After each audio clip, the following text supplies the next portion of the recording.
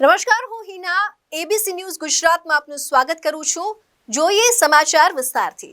Surat PCB પોલીસે દારૂની હેરાફેરી કરતા 2 ઇસમોને 3.5 લાખથી વધુના દારૂના જથ્થા સાથે અટકાયત કરી છે.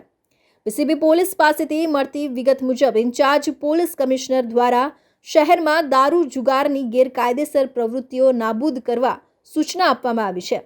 જે અનુસંધાને પીસીબી પોલીસને બાતમી મળી હતી કે એક ટેમ્પોમાં પ્લાસ્ટિકના ભંગાર અને પુઠ્ઠાની આડમાં દારૂની હેરાફેરી થઈ રહી છે.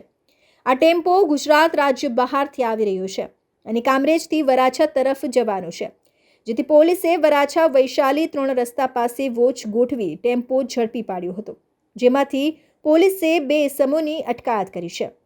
પોલીસે સત્યપ્રકાશ કૃષ્ણદેવ તિવારી અને સંદીપ એરાની ધરપકડ કરી છે. ટેમ્પામાં તપાસ કરતા પુઠ્ઠાની આડમાં વિદેશી દારૂની અલગ અલગ બ્રાન્ડની બોટલો મળી આવી હતી.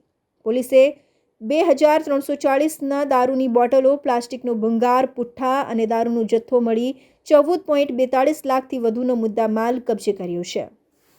Arvind Rathod, ABC news Gujarat, Surat.